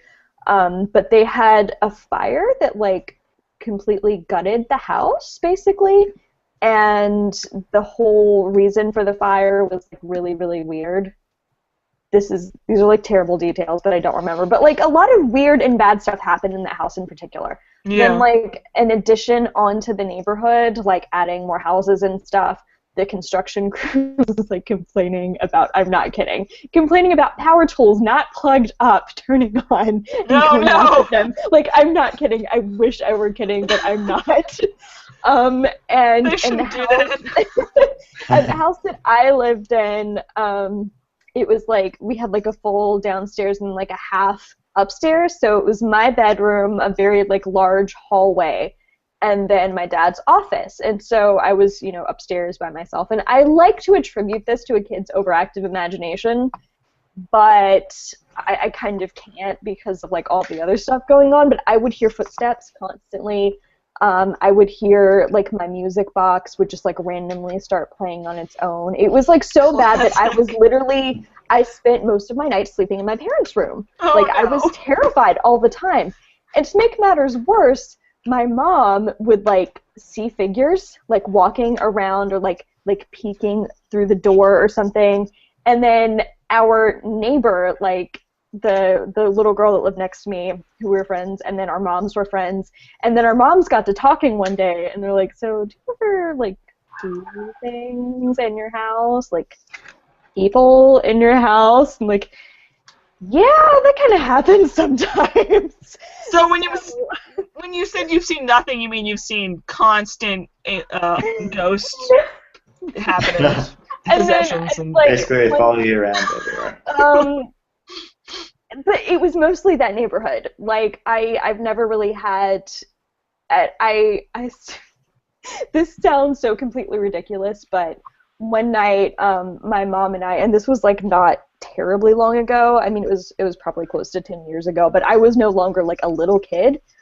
My mom and I were just kind of driving around our hometown talking, and we went through the old neighborhood, and we saw, at the same time, because we both kind of like looked at each other and like, wait, did you see that? It was like this dog that was like in a yard and then just vanished. Wow. And that sounds like crazy and ridiculous, and I'm choosing to chalk it up to like a hallucination or something. I don't know. But it was weird and creepy, and I like to not think about those things or that neighborhood. Like there was something wrong with that neighborhood. Yeah, I'm not going to that neighborhood. I'll give you that. I would recommend not doing that. There's something wrong there. One time my mom and I thought we were having a hallucination about a raccoon, but it was actually just a real raccoon climbing on our cereal shelves. So that's good. You know, I stared at it for like 5 seconds. I was like, Mom, and she literally didn't see it because it was so inexplicable to have a raccoon climbing on the cereal shelves. So it's like I thought I was hallucinating for like a really like palpable 10 seconds. I'm like, Mom, do you see that? Or it's like raccoon. Yeah. That's my paranormal experience. A raccoon that was actually there. So I think my favorite like paranormal story though is so I've always really enjoyed going to Colonial Williamsburg. Mm-hmm. And there's this one house. I can't remember the name of the family now. I'm related to them somehow though. The Peyton Randolph house. I'm related to his wife. Mm. Somehow. I'm like a descendant or something. I don't remember. But so the Peyton Randolph house is like this really like big brick red house in Colonial Williamsburg. And for some reason, like, we didn't like tour that house until I was older, like after I was married.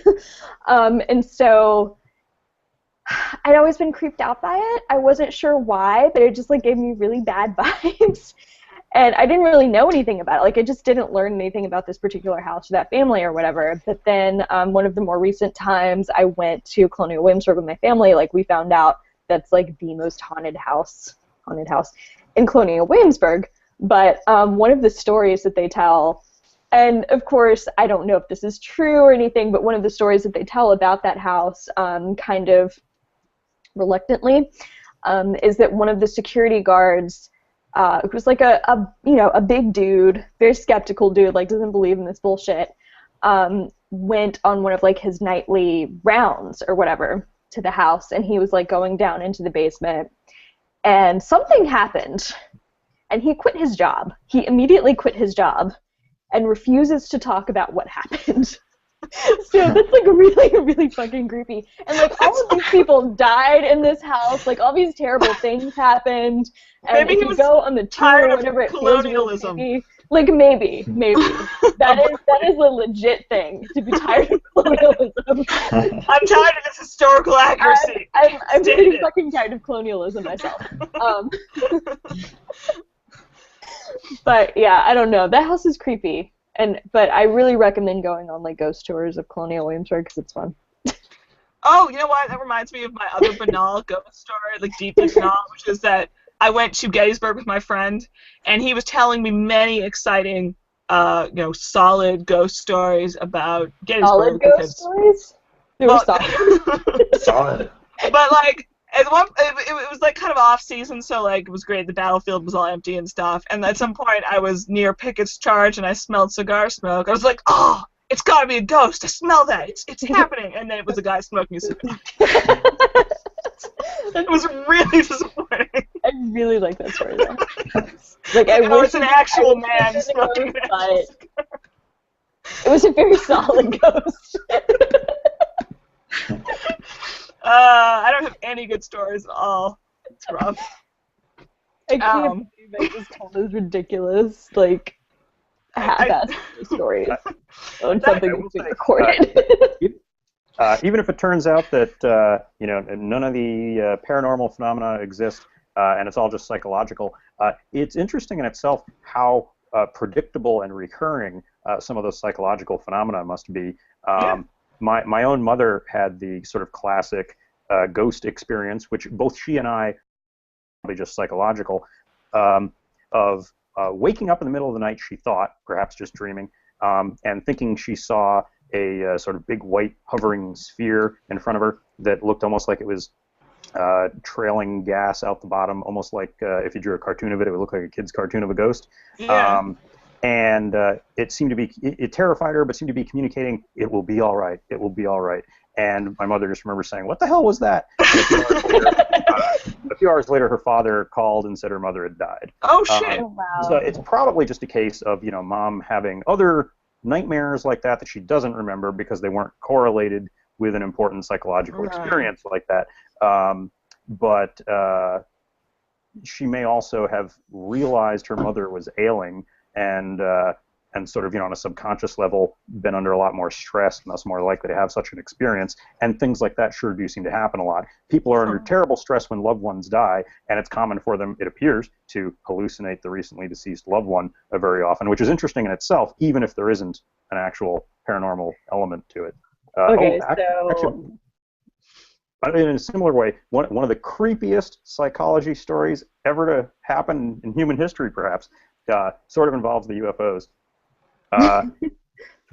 21 years ago in Zimbabwe, 60 children came running in from recess at a school, and they weren't just like children who'd never heard of airplanes or something like that. I mean, they were fairly well educated and wealthy by the standards of the region, and also ethnically diverse, and there was some diversity in age.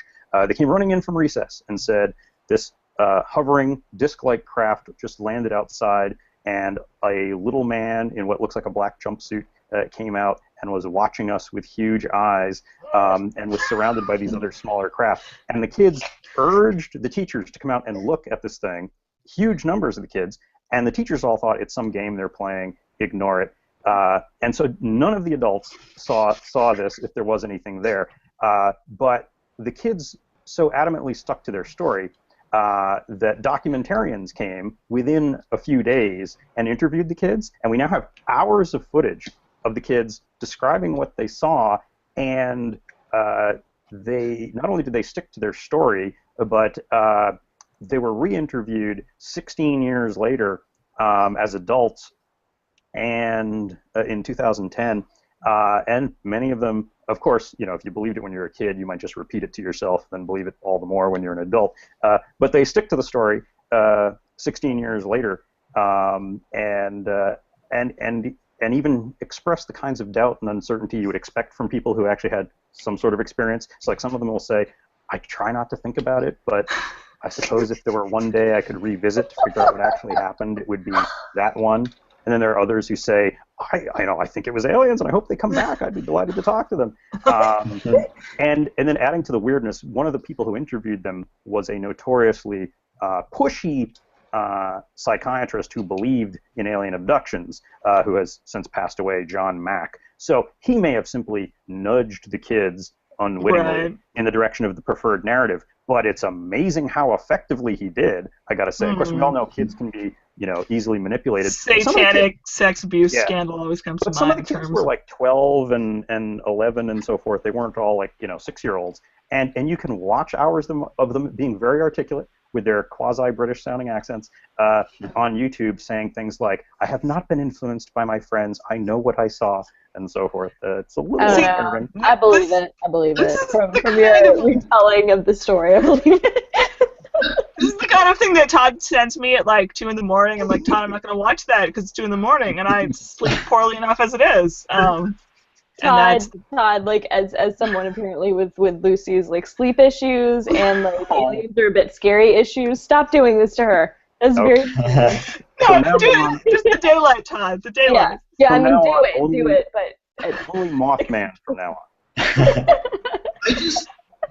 I keep going back to sort of Mothman, like either there's some weird component to reality we just will never be able to completely understand, or we have weird psychological things in our brains that make us see things that aren't, these fantastic things that aren't there and believe in them. And what possible purpose could that serve?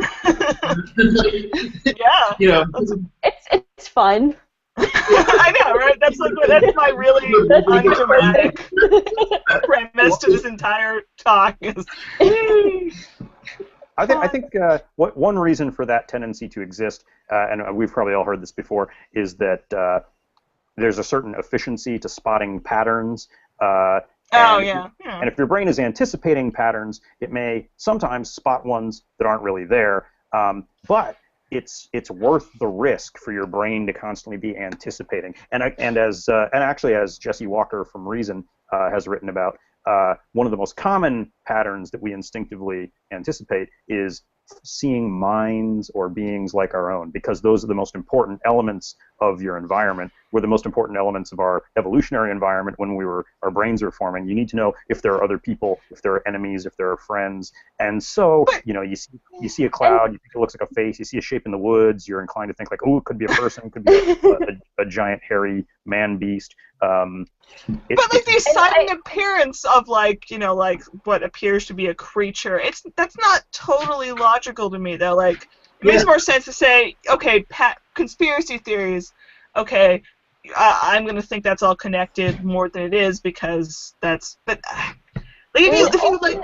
Ultimately, the human brain is a storytelling machine. So if you find something and you can't explain it, you're going to concoct some story to explain it because that's how your brain works. Yeah. You're also instinctively primed not just to anticipate people and patterns, but also predators. There's a reason that even like 1-year-old babies know that something with fangs and claws looks like a threat, and they're not learning that from the environment. That's instinct.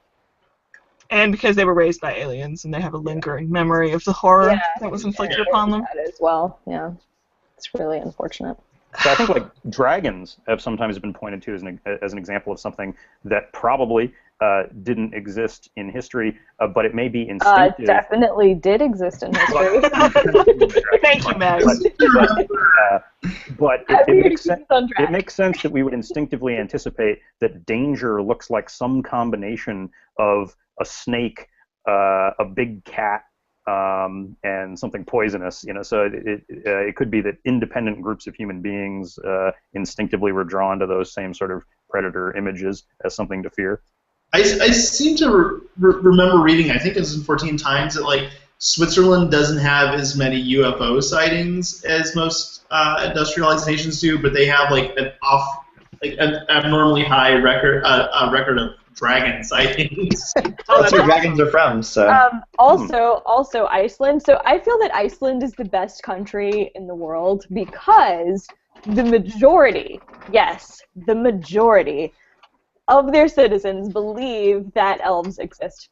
Yeah. I think that's just a beautiful thing. They plan around, like, that rock belongs to elves. They have to build a road around it. That is so ridiculous and gorgeous, and they're just a beautiful people.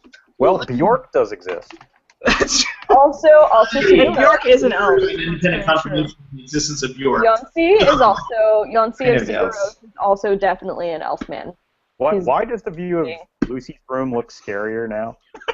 Because my computer was dying, and I thought we should wrap this up, but I also need to charge my computer.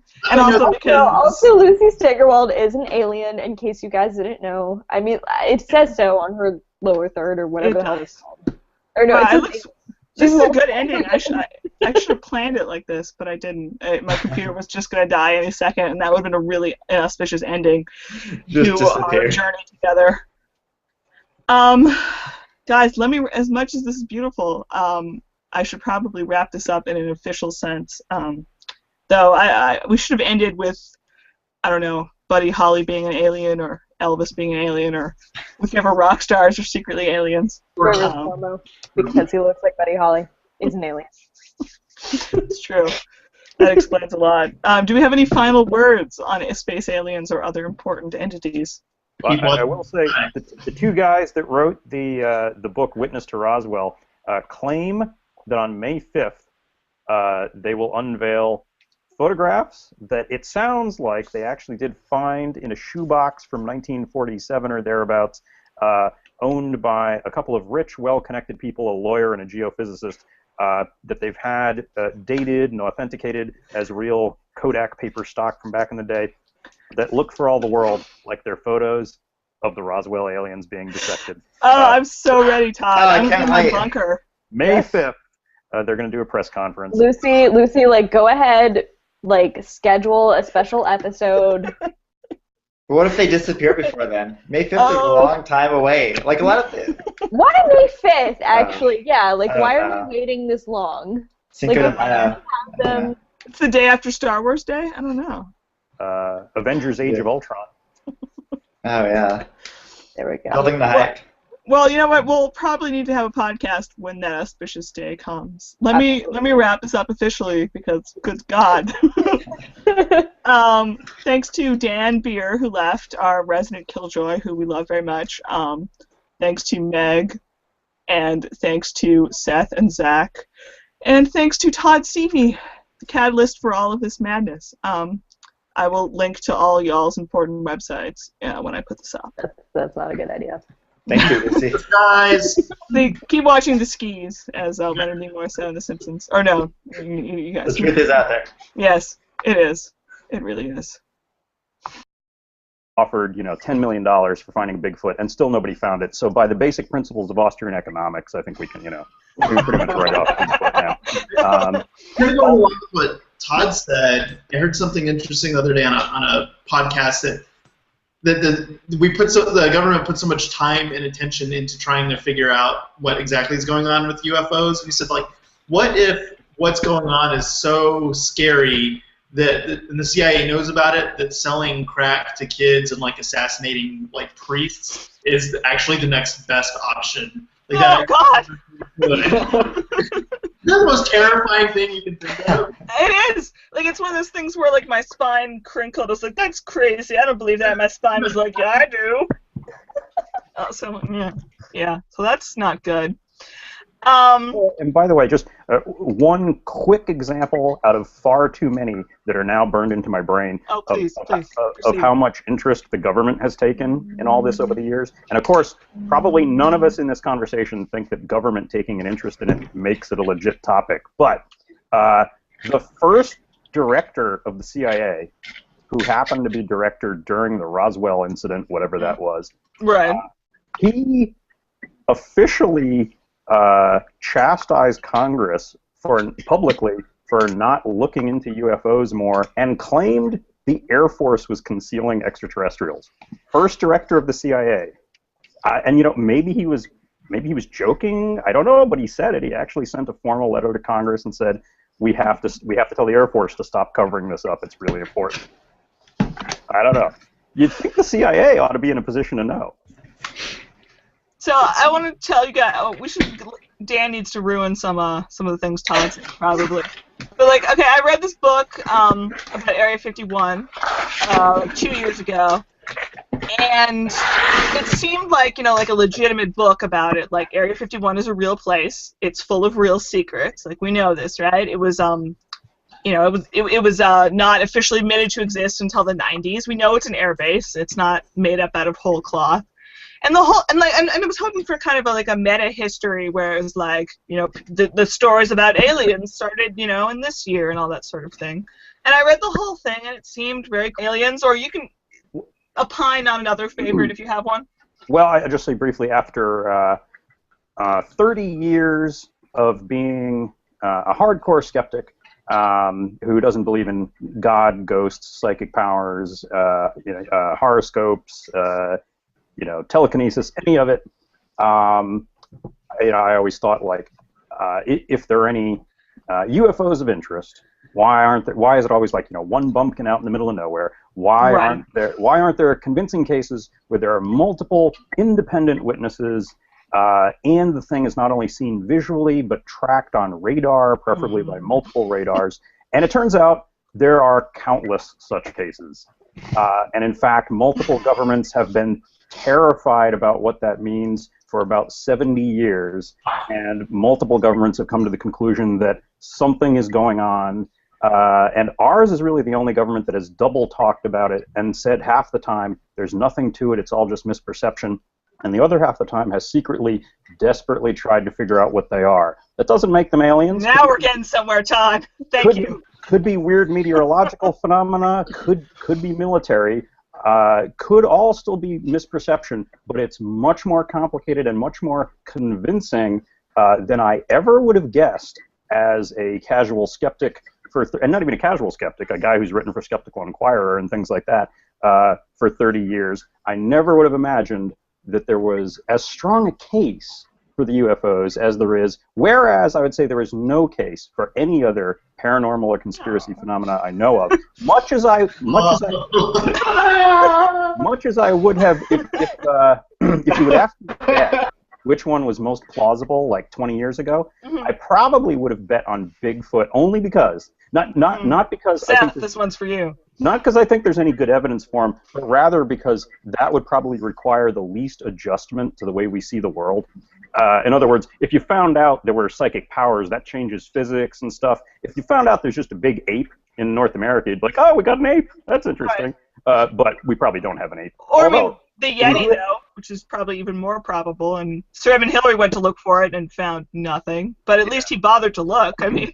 and crucially, Spike TV. West Virginia, so that's good. I love the Mothman. Seth, what manner of creature do you like that probably doesn't exist? But that's not fun. Oh, me? Yeah, share with the class. I said Steph, and I was like, there's no Steph in this group. I do know your name. Boy, I just shot this down right out the gate. I like the Sasquatch. I think he's awesome. And I think if you kill Sasquatch to prove he exists, then we should be allowed to kill you to prove that you exist. Wow, that's heavy. I mean, you shouldn't kill Sasquatch. Then kill Sasquatch, and we'll leave you alone.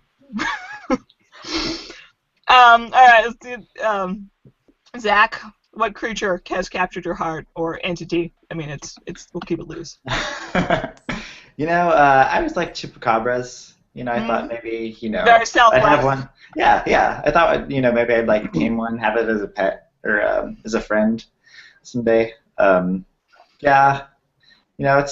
tough picking a favorite, but I like those. Aliens, of course. Can't go wrong. But they exist. Well, that's true. Spoiler. That's maybe the next question, Meg. Meg, what's your favorite creature, Meg, or entity? So, well, I mean, I would go with aliens, except, as I just mentioned, they do exist. All right, we'll get to that. Sorry. So I would have to go with Mothman as well, and I did not know about this beautiful festival. Oh, it's so How good. How did I not know? They should have told you, Meg. They should told have. You. Mothman should have come and told me. So I'm actually super excited to go to this strange festival. We should go. We're going to. It's absolutely happening. 2015 dates have not been announced yet, but I saw. I was like refreshing the website for 5 days. It would literally be the happiest moment of my life if we all just went to Mothman Fest, and then Dan could come along and just ruin everything, and it would be great. And there's a museum. There's a museum too. Like, we could go to the museum at any time. It's open like all the time. It was not open yet when I went there. It was a bit more primitive in my day. Todd, what about you? Are you just gonna go with? Hi, welcome to what is usually known as politics for people who hate politics. Today it's a little more like aliens for people who hate aliens. Love aliens? No, I don't know. It's one of those things where I no longer know what the real title of the show is, because our topic is very, very strange and very, very not skeptical. So we do have Dan Beer of the Skeptical Libertarian on. He is the official fun ruiner for this talk about aliens. I mean, it even says so right there under his name. Aliens, etc., let's call it. We have Meg Gilliland, whose name I struggle with, much like I struggle with Andrew Carell's. There's like a certain thing about the consonant, so I just have to like struggle. I'm sorry, my love for Meg is deep though and true. We also have Seth Wilson, who sometimes writes things at Cult Western, and we like him. He has strong feelings about Sasquatch. We have Zach Fontaine, who does musical things, and has a song about an alien, if I recall. Do you have a song about an alien? You do. I do, and I have a song about UFOs, but it's more of a love song. Good. We're going to link to that when we post this. It's going to be all good. Right. And we have, who is probably the catalyst for this podcast topic, Todd Seavey. Hi there. Who is a skeptic, but has fallen deep into the rabbit hole of aliens lately. No, it's okay. It's not. We're not undermining his credibility, because it means he's fun, and that's what we like. All right. People who are not fun is my brother Joe, who is such a basic bitch that he had to go to the gym instead of talking about aliens with us. That is rough. I don't even know what to do with that. I don't know where to begin. I want to start off with something basic, which I guess is, what's your favorite thing that doesn't probably exist, but that's not fun anyway? I love the Mothman. I'm just going to do this. Refrain from hooting and hollering this time, Todd. It's my beautiful Mothman shirt. When I was 15, I went to Point Pleasant, West Virginia to go to Mothman Fest, which is just as weird, Americana-y, and like awkward and great as it sounds. I highly recommend it. It continues to this day every year in Point Pleasant. Incredible, like a real history book. Until the final chapter, where the woman uses her interview with an unnamed supposed former employee of I'm totally blanking on the air.